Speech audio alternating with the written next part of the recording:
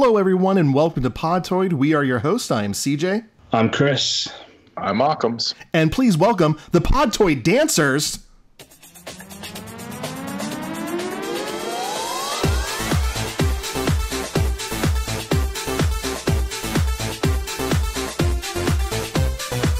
Boy, that would have been really great if this wasn't a podcast.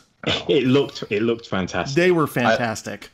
And I love how they put glitter all over their wheelchairs. Absolutely. This is episode 386. We are back and we are down one member. We get one, we lose one. Dan was having microphone troubles this week, so we are missing him, but we are glad to have you back, Chris. How are you feeling? I'm barely back. You're barely back. I'm barely back. I'm okay. I'm pushing on. I'm going to hospital tomorrow, and we'll see how that goes. So. Well, hopefully you emerge from it. I've been to the hospital plenty of times, and I can tell you that is absolutely the worst experience of my life. So look forward to that. I will do. I'm getting the tram there, so at least I get a nice journey on the way to receiving the terrible news. Okay, so I want to start off this week, not dive right into games right away, and actually I want to give you guys the choice of what story we want to cover. We have the quadriplegic man who achieved his dream of making porn. Or I can introduce you to the future Mrs. Andreessen. Ooh, wow. The first one's like intriguing, but like I love you too much to not hear more about the latter. Yeah, I'm into the latter. Okay. Well, her name was not released. I don't know her name, but I'm going to find out soon. But last week, this woman, future Mrs. Andreessen, was found driving around a Walmart parking lot on a motorized scooter, drinking wine out of an empty Pringles can. According to reports, the woman drove around on a store scooter for about 3 hours before police were called. They found her in a nearby restaurant and asked her not to return to the store. Obviously, as this woman was driving around, she was just like, "Yo, we driving, yo, we living our best life." And I am absolutely in love with this woman. First of all, she got banned from a Walmart. It's a solid 10 right there. And she recycles. Because most people would just throw out that Pringles can. But no, she's reusing it to drink her wine. I like to consider that she went in without either and found the Pringles and tipped them out all over the floor, then went and got a bottle of wine and poured that into the can.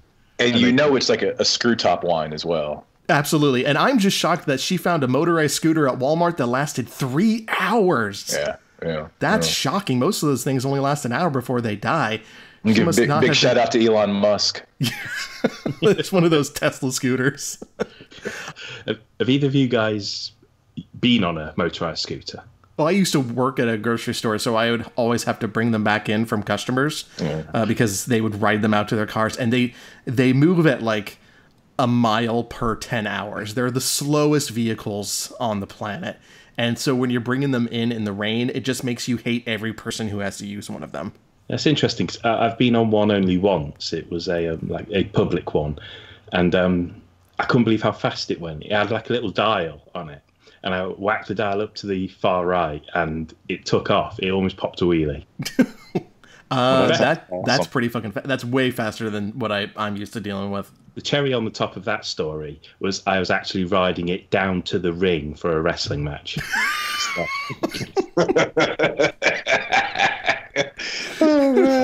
It belonged to the venue to just help like disabled people who'd come to see shows. Right. And I found it backstage with like this big battery charger, and we charged it up, and I made my grand entrance, and it was really fast. That's great. I want to see video of that. Maybe I have it. Oh, that'd be awesome. We'd put that up on Twitter or something. Also, in relation to the story, because the internet is stupid, a bunch of news organizations decided to post videos trying wine from a Pringles can in solidarity with this woman. Jezebel did a video on it, and in Wichita Falls, where the Walmart is located, people started, I think, a Facebook group where they decided to go to the Walmart and drink wine from a Pringles can. Thousands of people signed up and said that they would go. 3 people ended up going. Mm-hmm. And when the news crew got there, none of them were drinking wine from their Pringles can. And if you're wondering, yes, they're all white and have mustaches. Just so you know how hipster they are. I don't get why they just wouldn't drink the wine from the Pringles can. Because you tell me this story, and I'd heard it before, but the first thought I had was, okay, how do these pairings work? Like, there's got to be like a flavor profile. So pizza flavored Pringles. Are we talking like a Merlot? Sure. We got white wine, so maybe with a Cool Ranch, or I mean, there's got to be. How did that work? Like if they want to do this, really do it. You definitely pair a barbecue Pringle with a Cabernet. Like, that's the easiest pairing you can possibly get. I mean, CJ, no doy. I mean, it's. When I drink out of my Pringles can. Well, ooh la la. That lady's great. I hope she's happy and not dead. I do wonder, though, because I didn't read this in any of the stories. Was it a full-size Pringles can, or was it one of those little ones that you put in a lunchbox? Because it'd be great if it was just a full-size Pringle can filled to the top with wine, like she's an alcoholic extra on Cougar Town or something, and she's just going to town on it. And she's drinking it like it's a fucking flagon at a Renfest. It's just that'd be great. Yeah, so I'm going to find out who she is. I'm definitely going to marry this woman. So finally someone to make an honest man out of me. Congratulations. And I will say, reading that story and then seeing the people on the news who are there, quote, in solidarity, not even drinking. I mean, it was 5 o'clock in the morning. They should have been well past drunk by then. It's just a weird cap off to a weird week. Like, last week was weird, wasn't it? Mm-hmm. Any week that baby Hitler trends on Twitter is not going to be a normal week. And that's like in an alternate world, Baby Hitler is like a smash hit comedy voiced by Will Ferrell, but that's not the case with this, and that bums me out. Well, I was just thinking when I saw Baby Hitler trending, I'm like, oh crap, did Seth MacFarlane get a new show? Too true. Yeah. But yeah, that was just a fucking dumb way to end the week, but thankfully, that's why we have video games. And so, Chris, I want to start with you just because you've been out for the last 2 weeks. What have you been playing? I've not been playing a lot, but this week I played 2 games for review. I played the returning Walking Dead final season episode. That was okay. The move from Telltale to Skybound hasn't fixed any of the inherent problems with that engine or with like the stability of the game. But it's good that story is going to get finished, right? For those that care about it. I didn't enjoy the episode as much as the previous one, which had a fantastic like school siege in with just kids like annihilating adults by throwing them off balconies and things like that.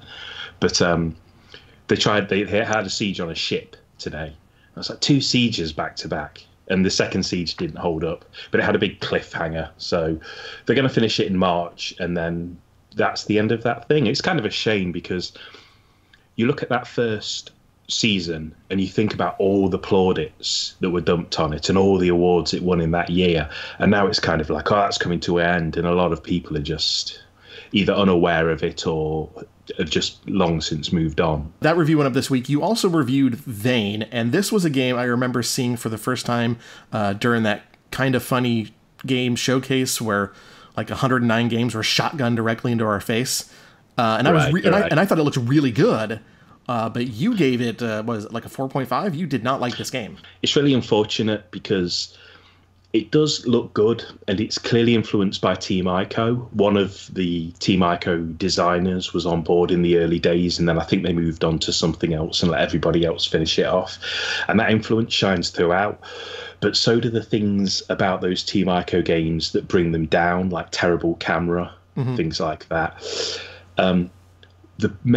Its main problems are it's glacially paced. It's really slow moving, physically slow moving.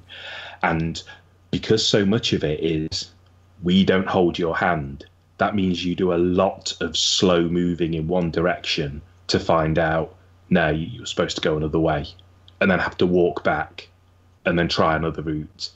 There's hardly any clues in the game world. And whilst I really appreciate the freedom that they're trying to sell, it's almost like, without limitations, man has no freedom. It's almost like that with that game. And on top of that, it's just broken. I got stuck in the scenery twice to the point that I had to quit.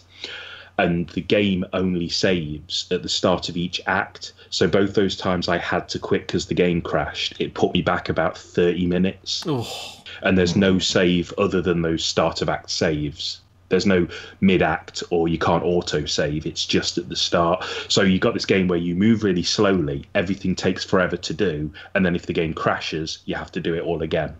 That sounds like a fucking nightmare. And the whole game's only like 3 hours long, like 3 or 4 hours long. But it's disappointing. It does look pretty good. I'm not sure what message it's trying to deliver, like with its abstractism. But by going, the world is yours, go and explore, they've surprisingly made it really dull. Yeah, I mean, if your theme for a game is you want people to explore, they should have things to find in their explorations. But if it's like you say, with you go and you walk down a certain path that you think is the right way forward, and it's a dead end, not the way forward, so you have to go all the way back. That's not an exploratory game. That is just a trial and error open world mess. Yeah, you should be rewarded for exploration. Absolutely. Not punished with hope you enjoyed the last 5 minutes. It was for no good. Some people are quite taken with it. I know some other sites have gone for like 7 or 8. I believe Eurogamer gave it one of their recommendation badges, and I rate Eurogamer and their reviews. But there's also an equal amount of people who are just like, why am I just pushing these boulders and pushing these boulders? Yeah, absolutely. So Occams, you're still on the Dragon Quest kick. Yeah, my gaming time is relatively limited due to being an adult in the waking world, but I play a bit here and there, and it's refreshing. I did take a little bit of a break from it just to go back to something grim and unpleasant. So I was playing Warhammer 40K Inquisitor Martyr. Yes. Well, I tried to play it because when I loaded up the game, it wanted me to make a Neocore, which I guess is the name of the company that made it, account, because apparently it's always online, and I could do that. I did try to submit the lol@nope.org email address. They didn't take, unfortunately. But I don't want to do that. Like, I don't want to create another account for something for a game I'm going to play once. I could do it, and I could just mark the account as spam or whatever, or block it. But I kind of pissed me off. I feel like it's really, what's the word? Obtuse, obstinate. Pick one. There's an O and a B somewhere in there. So that kind of annoyed me. So then I didn't want to play video games for a minute. So now I'm pouting until Resident Evil 2 comes out. Well, why are you excited about Resident Evil 2? I hope you know you're going to be very disappointed, as our favorite YouTuber would explain. It's time for a reality check. One that you desperately need. I've tried to tell you guys for weeks that the cracks were starting to show here with this all-new edition of Resident Evil 2. But, you didn't want to listen. 'Cause you were too busy going... Yeah, see, you're going to be highly disappointed as that completely sane-sounding individual clearly explained. Oh my God, it's like the Terminator 2 theme was playing in my head while he was talking. and all of those 2 million people who downloaded that game, they're in for a rough time. Oh God, they're going to be so disappointed when they find out the exciting game they played in the demo is the exciting final product they're going to buy at the end of the month. Oh, I feel for them. That's one of those fellas that's like, oh, it was performance art or a social experiment. Like when he finally gets called out on it. Is that how that works? I hope so, because he's about to. I know he seems like he's about 5 minutes away from pulling a Sonic Chew and just going into a GameStop and berating an employee. Sweet. That's an old reference. Yeah, no, I unfortunately know it very well. Yeah, me too. So as for me, I'm on kind of review duty right now. I am reviewing Bowser's Inside Story, the remake for the 3DS, or not reimagining, it's a remake. And then I'm also working on Etrian Odyssey Nexus. I can't talk about that game other than to say, I don't think Etrian Odyssey fans are going to be upset with it. But Bowser's Inside Story, when I first saw the art direction on it, and it's the same kind of improvement in graphics that Superstar Saga went through when it made the jump to 3DS. I didn't think that it looked too much better than the original DS version, but then when I actually see it in action, the sprite work in this game is just amazing. They're so freaking well defined, so animated. Luigi is hilarious in it, and going back into it, I think I appreciate the game more now than I did when it originally released. And this is probably my top 3 RPGs available on the DS, and I'm just falling right back in love with it. There is the Bowser Jr.'s Journey. I haven't touched on that yet. I got to get to that soon because the review's coming up. But all in all, it's a fine addition to the 3DS, and I'm really happy that they actually went through and did it. I've also been playing Travis Strikes Back. That just came out on Friday. Haven't got a lot into it, but it's about what I expected. It's kind of interesting. I'm onto the second game in there, which is a text-based adventure game. And the first one is what they've kind of showed off up to now. I can't remember the actual name of the game within the game that it is, but it's basically an easy top-down hack and slash. And it's been really fun. And going through the game and going through the dialogue, they make reference to Devolver in the game. They have all of the t-shirts from all these different indie games. This really does feel like a love letter to indie games who themselves were love letters to console games from the 80s and 90s. Like, this is like inspirationception. Just they're being inspired by them, who were by indies, who was inspired by console games. And it's really just everything about this game so far just shows me an appreciation for the art of game development. Even Unreal Engine, which the game is made on, usually when you play an Unreal game, that's if it's not made by the people who make Unreal, you just see the logo at the beginning and that's the last time you think about it. In this game, there are Unreal logo collectibles that you get to unlock t-shirts. So it's nice. Just, I love how appreciative it is of indie gaming, because this absolutely feels like an indie game somebody would make if they were to be inspired by No More Heroes. So it's he's looking.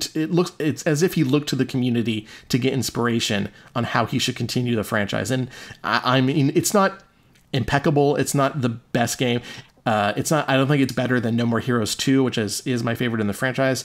But it is fun even as a single player. It's entertaining. It's challenging. This is one of those games that it's rare these days that I am very excited to make it to a checkpoint. Like, I'm so used to games just automatically saving for me, but on this one, you go and you have to find the porta potty to take a shit in. I haven't said to myself, oh, thank God, there's a checkpoint with a game in a long time. So there's no element of the game because I haven't played it, that's like No More Heroes at all. It's literally just these retro-inspired mini-games, is it? So far, yes, just retro-inspired mini-games. Okay, that's interesting. I'm enjoying it. I know a lot of people don't like it. This week has been, between Travis Strikes Back and Y2K, it's been two kind of heavily advertised, hyped, and then ultimately divisive games that came out. Is this I didn't look into this, but this is based on like style and character design and character purpose, right? What do you mean? This controversy or this thing that people don't like. I've seen a lot based specifically about the protagonists of both of those games. I think I've seen it more with Y2K than I'd have with Travis Strikes Again. I keep saying Travis Strikes Back. That's not the correct answer. That's not the correct name. Travis Strikes Again. I think because we're used to who Travis Touchdown is. Most of the complaints I see with No More Heroes is that it's kind of a broken game. Like, the controls don't really work. Okay. I really haven't had that issue except for the whole charging the beam katana maneuver. But definitely with Y2K, it's people do not like the protagonist of that game. I think his name is Alex. And Ray Pacera, I don't even know if that's how you pronounce his name. Pareca? I think it's Pareca. Correct. He made the point that he's actually a well-written character because he is supposed to be a, quote, real writer douchebag. And all of his lines kind of sound like they actually come from a real writer douchebag. Like you can't say ginger, that's R word. That definitely sounds like something someone who was redheaded, who just got out of, I don't know, Harvard Lampoon would absolutely say, thinking that it's funny. Wait, it's Y2K? I think that's how it's pronounced. No, it's I just in my head when reading, I've been calling it Yick. It's just been like Yick. Didn't give it a second thought. Just went, yeah, Yick, sure. I'm gonna play that new game, Yeek. Yeek. No, I think it's held in 1999, so I think it's Y2K, a postmodern whatever. So, yeah, I'm hoping to get through Travis Strikes again. You see, I have it written down here incorrectly, which is why I'm just reading it and reading it wrong. I hope to get through this week. I want to see what all the games are like, unlock all the T-shirts. Really want to get that Majora's Mask one. So, yeah, I'm looking forward to finishing that. You are listening to Podtoid. All right, that's enough talking about games we played. Now let's talk about some games in the news. It's time for the news. We're going to go ahead and start this week with probably one of the bigger reveals. We finally got a look at what Mortal Kombat 11 is going to be. It's coming to all consoles this April, including Switch, where it will undoubtedly be demolished by that Power Rangers fighting game. Confirmed playable characters include Scorpion, Raiden, Sub-Zero, Sonya Blade, Shao Kahn, Baraka, Scarlet. I really like her new design. And the new character Garrus, who controls time, powers sand, and apparently can mess with the fight clock. I was reading that. I didn't look further into that. Other characters were seen in various trailers released during the event. However, they're not yet confirmed playable, and given what happened with Mortal Kombat X, they might not be in the final game. There's also a character customization aspect to it. We don't know too much about it yet, but Chris, you did this story this week. You were really in tune for this game announcement. Yeah, I was looking forward to it. I was supposed to be at the event, but I couldn't make it just for like health reasons, which was a shame. But it was pretty good. There's so much whenever they reveal these Mortal Kombat games. There's usually like a good year or so of you stressing out over what they're going to do and who's going to make the roster. Yeah. But, it's really funny that because they've done this really short announcement, it's like, oh, I've literally just got to wait 2 months and then we'll know everything, which is like such a bonus. I love that. I wish more highly anticipated games would do that.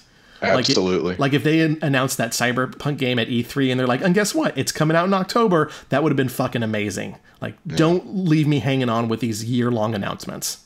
It really, you get like hype fatigue. Like, I mean, we're in the Occams household. Last of Us 2 is probably the biggest game we're looking forward to, but like it's so you drip fed these little moments of it, and you kind of it lessens the excitement when something finally is brought up.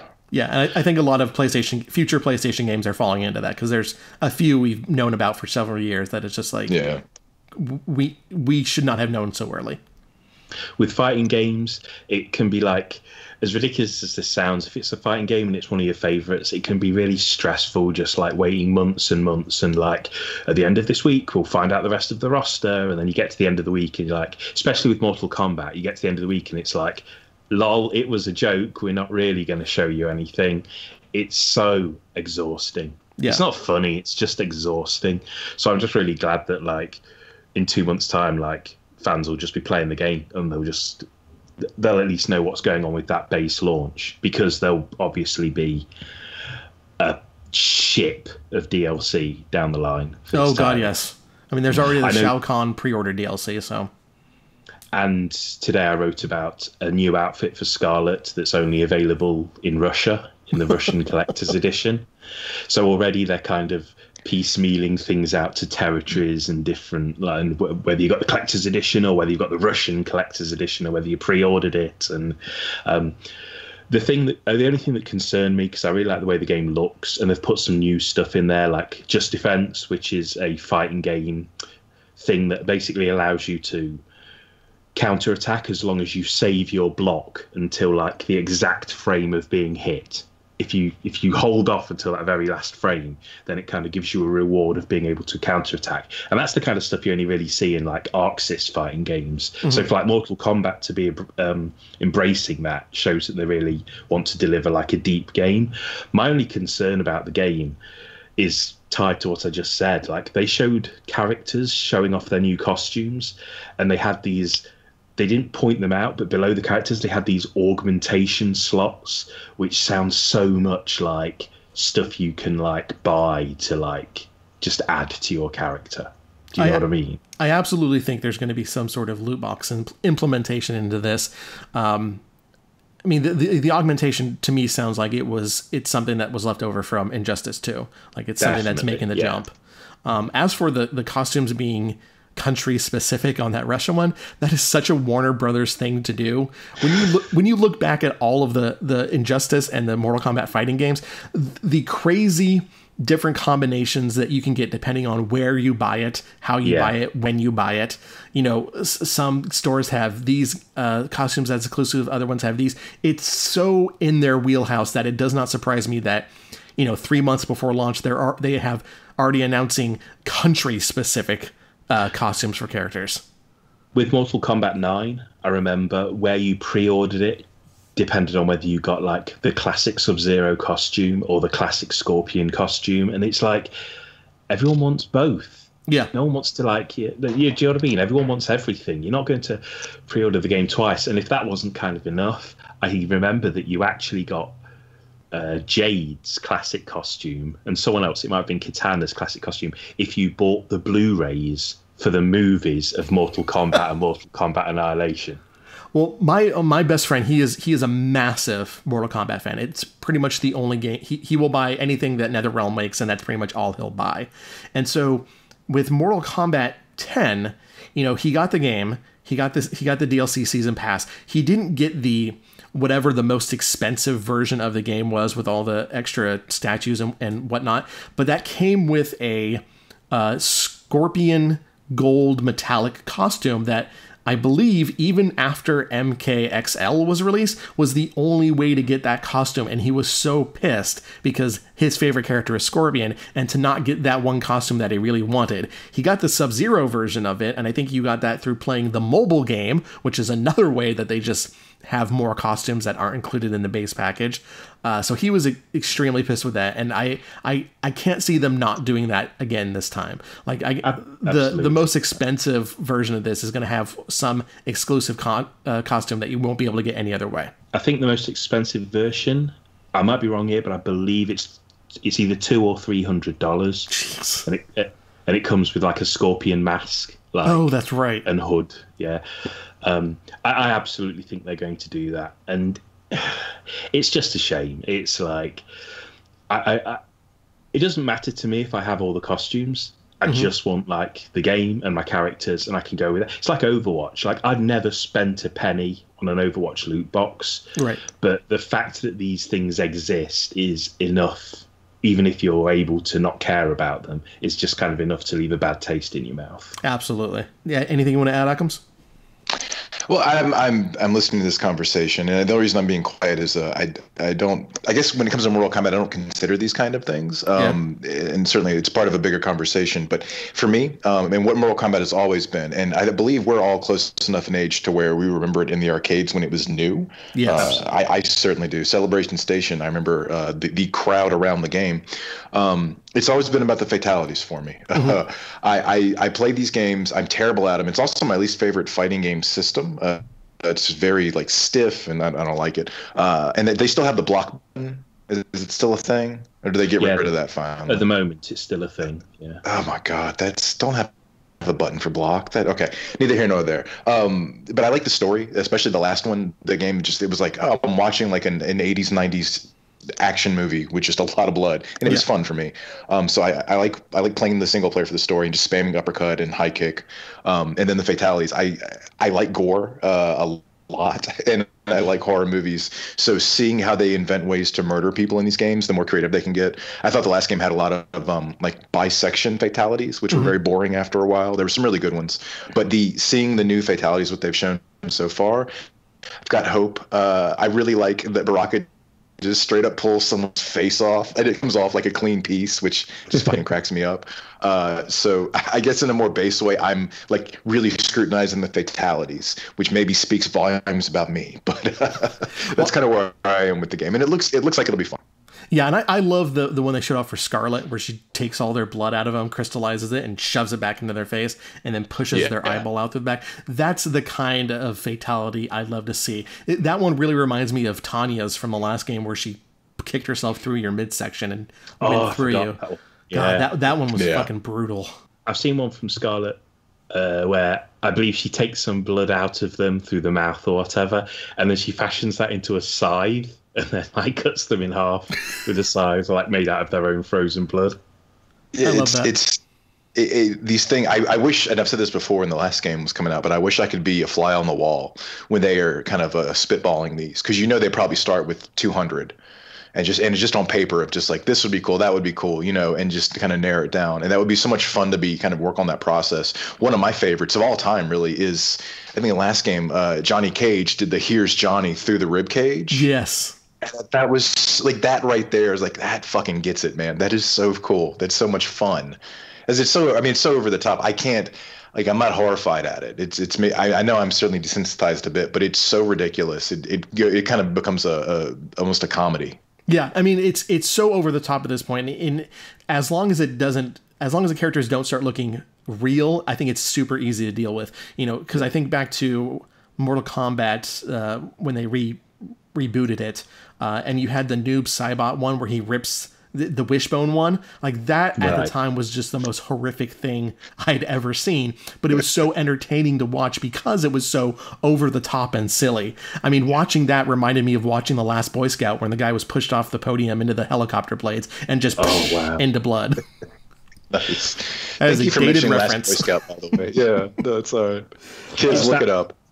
It's that RoboCop level of violence, isn't it? Where it's incredible, where it's insanely violent, but it's also all kind of funny because they're just being too over the top with it. Absolutely. Yeah. That is a perfect way to describe it, Chris. Absolutely. Yeah. So in non-gaming news, it looks like there's going to be a Ghostbusters 3. This is not connected to the Ghostbusters reboot they did 2 years ago with the all-female cast, or not all-female cast, but all-female Ghostbusters. This one is going to be coming to us from Jason Reitman, who is the son of Ivan Reitman, who directed the original. This has allegedly been in the works since last year. A teaser was released showing nothing but the famous Ghostbusters hearse in a dilapidated barn, which was apparently enough for fans because everything I saw online was, teaser was all I needed. I'm ready. Here's my money. It's been in the works since last year, and it's coming out next year apparently. Yeah, but they have nothing to tell us, like no plot. I'm not saying that they don't know this stuff, but there's no cast, there's no plot, and it's like a year away. And I'm interested to see what it is. I've not even said whether it's strictly Ghostbusters 3, or I have heard murmurs that apparently it's going to be like a teenage group of Ghostbusters. Like that's what I read. Yeah, similar to that Extreme Ghostbusters cartoon, if anyone remembers that. But there's been obviously some like mixed opinions on this trailer. Yeah, I mean, it's not really much of a trailer. It's these teasers that they show to get people hyped up years before they're ever going to see this movie. And it could be well over a year before this thing actually hits. I mean, they probably even haven't even started shooting it yet. I was talking to Occams earlier this week after it came out, and I have zero interest in the Ghostbusters franchise. I like the first movie. I hate the second movie. Third movie's okay. It's not going to stand the test of time. But it's not something that I have some sort of fangasm or adoration for. So really, I wasn't interested in seeing Ghostbusters 3. But then when I read that it might feature teens, I actually was kind of more interested at that point than I would be with old Dan Aykroyd, old Bill Murray.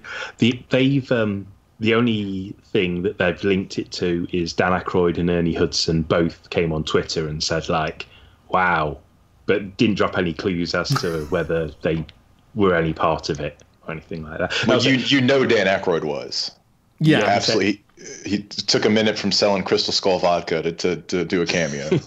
There's going to be so much Crystal Skull vodka in that movie. Just these teenage kids getting shit-faced and fighting ghosts.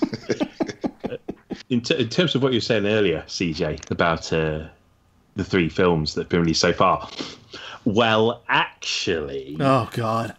I think you'll find that Ghostbusters, the video game on PS3 and Xbox 360, is considered to be the 3rd part of the franchise. First of all, it was also on the Wii. Second of all, I hate that game.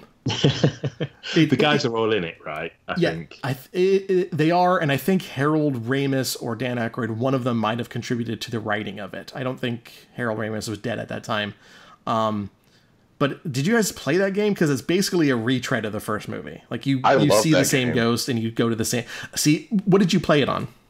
360. See, I played it on Wii, and I love the controls. But for me, the story was so annoying because you're there playing a quote rookie Ghostbuster, yet the veterans are following you around. Like you're the leader of this group, even though you were just hired, and that completely ruined it for me. It was that annoyed the hell out of me that they couldn't find a way to write and develop and program around this idea that you should not be leading this group. Well, let me counter your view there with my own view, which is I got to hang with the fucking Ghostbusters and bus ghosts with the Ghostbusters, and it was awesome. Occams, you ignorant slut. I always wanted to be Jane Curtin when I grew up. So, Occams, would you say that busting made you feel good? You know, Chris, I can't ban you from the site, but I just really baned popped up in my head when you said that. But of course it did. Absolutely. Yeah, see, I think we need to introduce a bad joke jar that every time one of us makes a bad joke, we throw a quarter into it. That wasn't even a joke. It was barely a line. Either way, I need to find a quarter sound effect. It's, I guess for me, looking, when we had this conversation, CJ, I adore Ghostbusters. Mm-hmm. I have a lot of love for it. I watched the cartoon, The Real Ghostbusters, when it was brand new it was on CBS Saturday mornings, 10:30 a.m. I was always there. I love the games. I love all the movies. Well, except the third one was okay. It wasn't. It was fine. It was not a great Ghostbusters movie. Blah blah. I even like the second movie. I like that movie a lot. I saw it opening night in the theater. We'll get to the third story. This was actually the beginning of last week, and it was pretty big. It was rumored or announced based on rumors that EA has canceled another Star Wars game that it had in development. This was an open world Star Wars game that the people from Visceral, the studio that was working on their last Star Wars games that they shut down, this is the project they were working on after that, and apparently it's not going to happen anymore. So what is going on with EA and Star Wars? Because EA got a 10-year exclusive console deal back in 2013.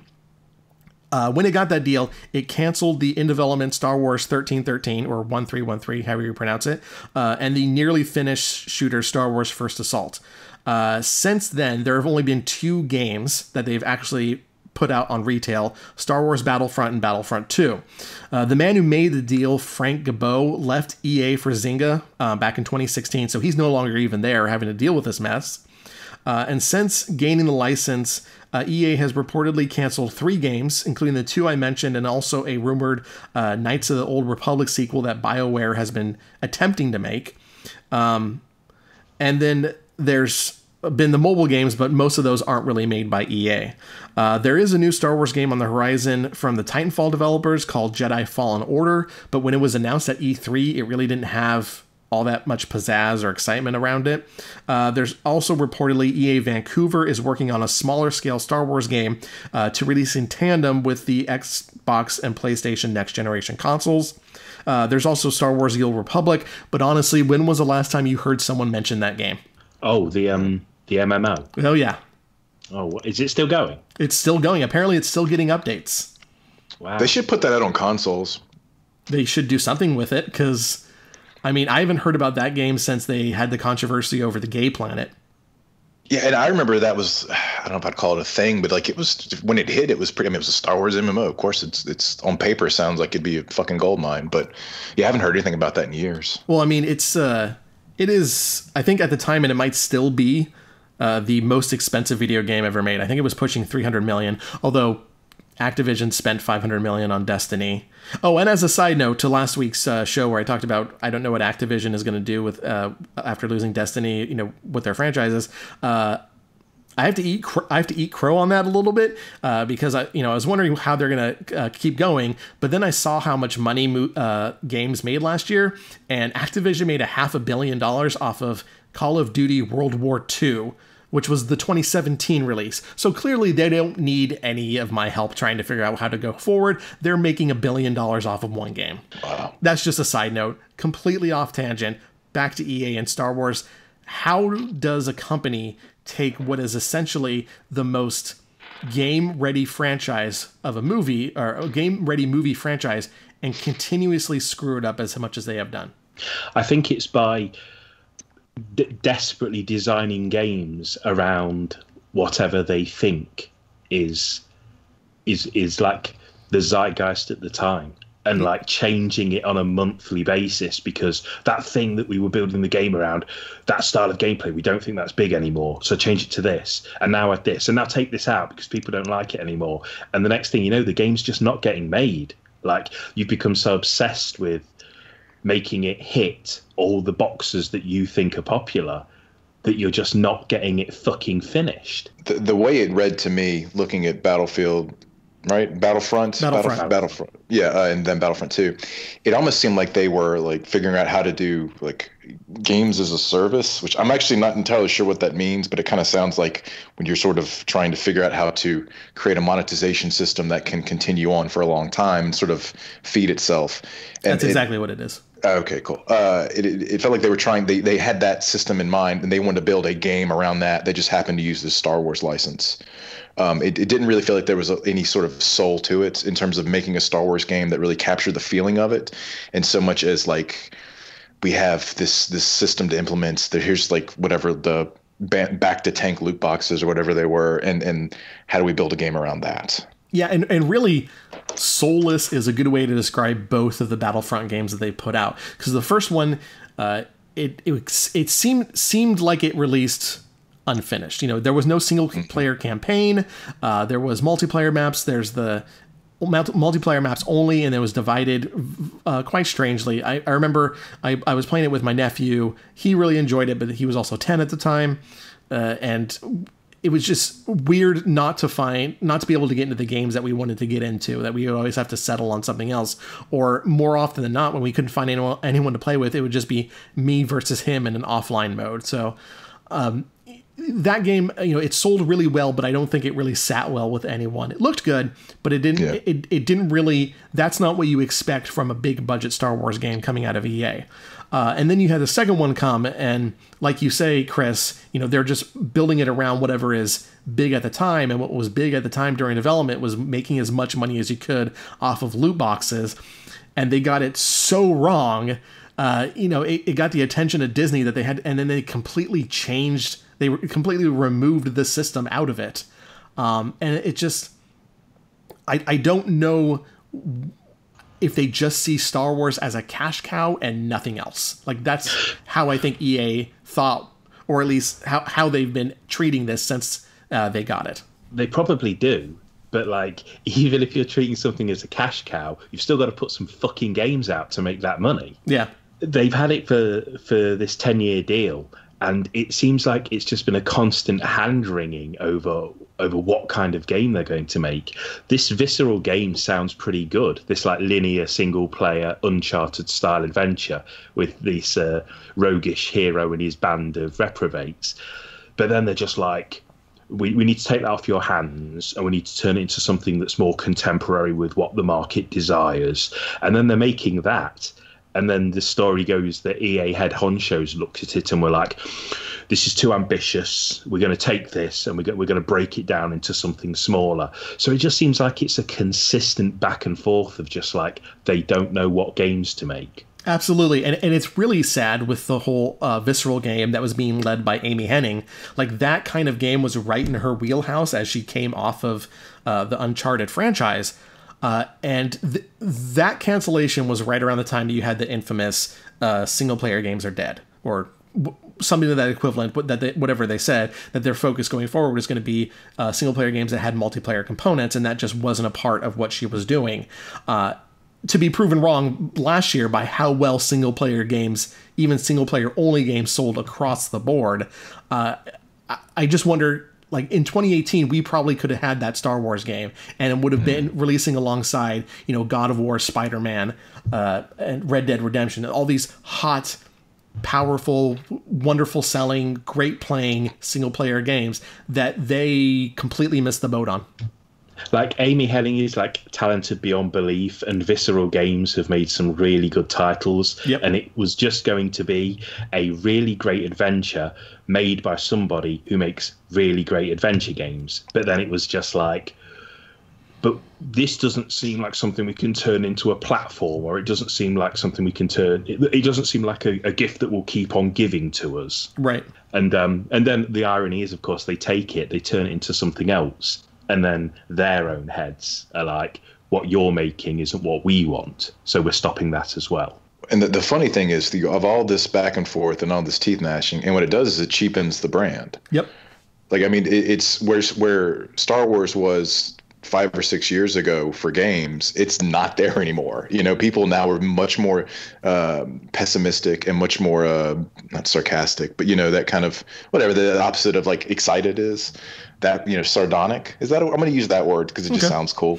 Now everyone has, like, the game has a lot more to prove than it did before, and I can understand why, like, they don't want to invest the money in an RPG. Like, I get it. On paper, that's probably like a very expensive thing without a lot of return after the initial sales. Right. But like everyone who is into these type of titles, is into Star Wars, they want fucking Knights of the Old Republic 3, myself included. I would love a Star Wars RPG, or even an Uncharted, or a fucking God of War, or Spider-Man. You know, I mean, just all these games in those kind of experiences set in the Star Wars universe. Absolutely, there's great stories to be told. But if they want to make it about, you know, unlocking back the tank loot boxes, it's never going to work. Yeah, and you know, their 10-year deal, they still have like 4 more years on it. So I have hope that the Titanfall developer game, the Jedi Fallen Order, turns out good.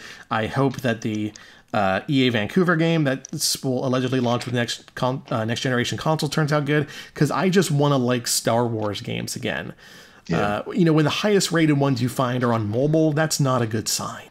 I think Gary Whitta, who is the co-writer of Rogue One, he was interviewed recently about it, and he has some background in video games. I believe he founded a PC Gamer or something like that, and he was asked, like, what's going on at EA with this, and in like a moment of just complete candidness, I guess because he deals with the films or not the games, he just like raked them over the coals over it. And the way he described it is, he just called it I don't want to get the quote wrong, but he called it catastrophic mismanagement. No, it's sad, because you see just how, like, especially when you have that hindsight being 2020, looking at it now, it's just sad, because it's such a fucking great license, and it's so cool. I mean, lightsabers, you know, Jedi, it's so awesome, and you see it kind of reduced down to like, how much money can we make, or how do we deliver a product? And that's the problem, is when they treat it as a product. All right, so that is the end of the game news that we have, but it's not all the news we're going to cover. Obviously, there's a lot more going on in this world, and we want to talk about that right now in a new segment we're calling This Week in Weird.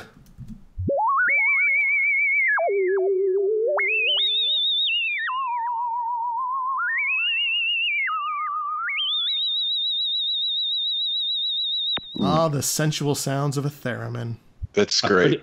I'm pretty sure I just lost an eardrum, but fair. Yeah, that's very, very sharp. Okay, I will definitely tone that down for the next time we do this. But we're going to start in Ireland, where last week researchers published a paper about a man who had been treated after spending 1.5 years trying to cure his back pain by injecting his own semen into his right arm. According to the report, the man went to the hospital complaining of lower back pain when doctors noticed some swelling in his right arm. They asked him about it, and he admitted to using a hypodermic needle he bought online to inject himself with his own cum. Doctors said this was the first case of somebody using their own semen to cure what ails them they came across, not being able to find any other evidence of a similar case online.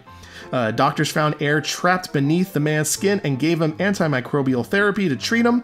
He is okay, and if you want to read more about his case, you can in the report, appropriately titled, Seemingly Harmless Back Pain. Drop another quarter into that bad joke jar.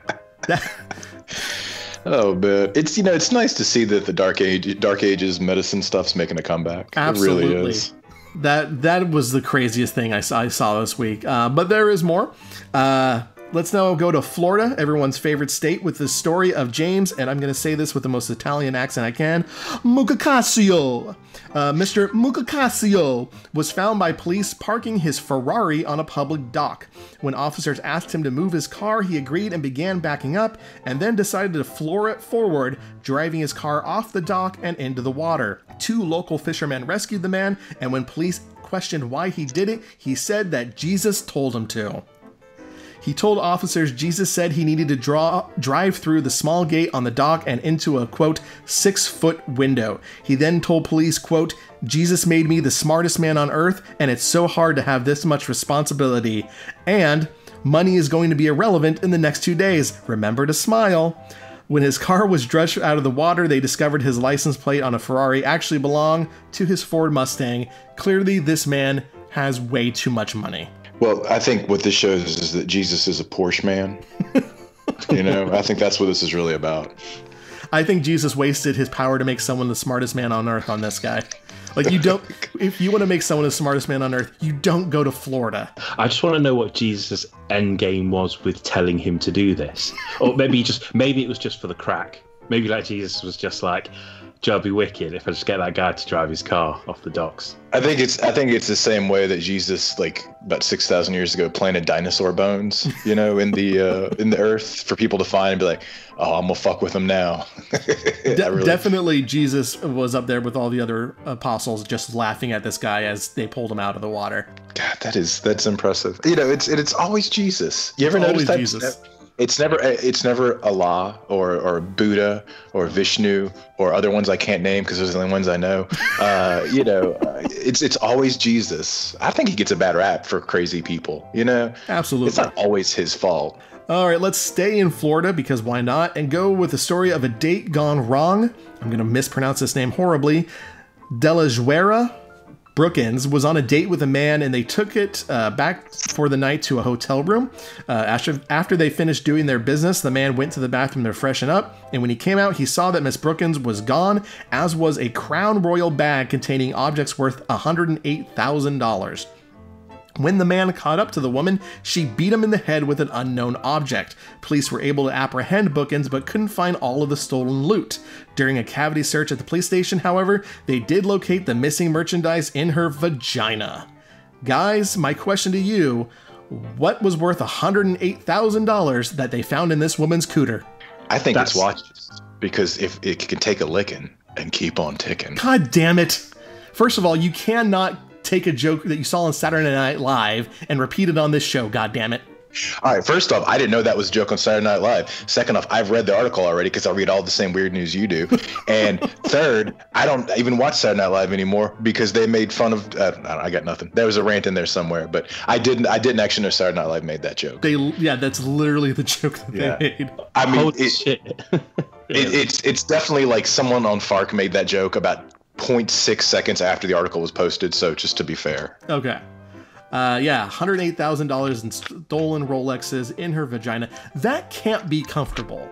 Like, when I read these stories of guys getting caught with a cell phone in a baggie shoved up their ass, like, there's no way you're going to be able to act normal with that inside of you. And watches, I mean, they have edges to them. That's not going to be comfortable in there. I mean, it's like in the scene in Texas Chainsaw Massacre where the girl pulled a gun out of her ham wallet and shot herself. I mean, it's definitely, I'm trying to work out the physics on that right there. And it was like a little Saturday Night Special, 38. It can't be comfortable.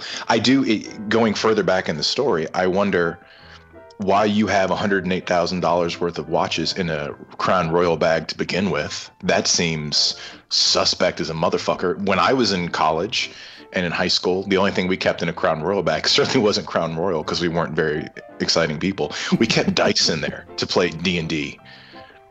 That is the geekiest story that has been said on this show so far. Congratulations. Give it a minute. I got more.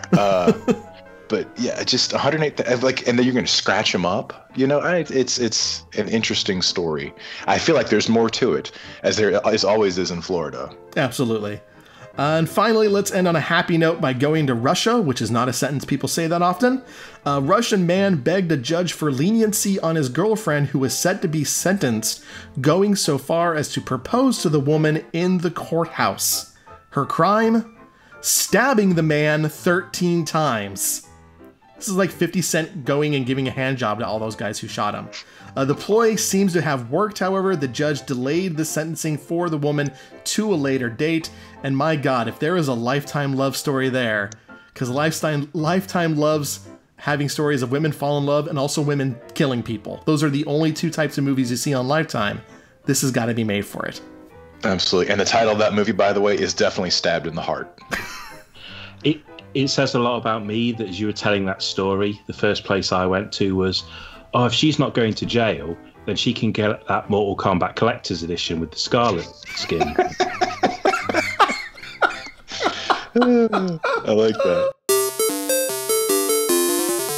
You are listening to Podtoid. All right, we're just about out of time for the week, but before we go, it is time for the Destructoid question of the week.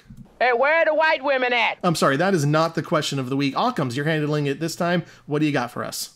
All right, so the question of the week is, where are the white... No, sorry. It is, if you had to play the Grim Reaper in a game a la Bill and Ted 2 or Bill and Ted's Bogus Journey, which game would you pick? Now, okay. I assume all of you have seen Bill and Ted's Bogus Journey. I'm a terrible American, and I have not seen either Bill and Ted movie. Gasp, sir. I'm basically ISIS at this point with that little fact.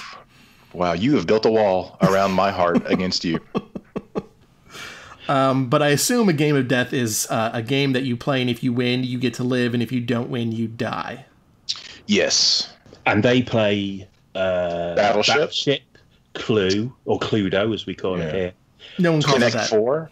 Connect 4, is that one? Did they do? I might be making that up. Maybe I just want to play Connect 4, but they did do Twister. And that electronic football game that you guys have that was really popular in the 80s. Yeah, I remember that. So what game would I play with the devil? No, the Grim Reaper. Oh, the Grim Reaper. I'd probably play Cluedo because I'm pretty good at it. But seeing as they've already took that, he's probably been practicing. So I'm going to go with Buckaroo because I think the Grim Reaper's the kind of guy who lives dangerously, or girl who lives dangerously, and he's going to put the TNT box on first and lose instantly, I think. If you guys don't know what Buckaroo is, this is probably chaos to you. I don't know what that is. I just assumed it was a quaint British thing, and I was going to smile and nod. Buckaroo it was like a really big game in the 80s and 90s, and it's like a horse, a spring-loaded horse, and you have to balance objects on him. He's like a cowboy's horse. You put on like a rope and a spade and a pickaxe, and when you put too much weight on, he does like a mule kick and all the stuff comes flying off, and that person loses. You don't have Buckaroo? No, we're a normal country. Our version of that is called Don't Wake Daddy, which inevitably now is a sex thing.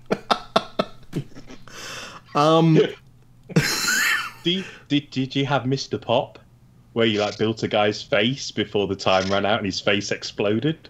What nightmare childhood did y'all have? A British childhood. Yeah, that's fair. You remember, British kids can't be happy, so they have to invent games that make them depressed. That sounds like a game that makes you depressed.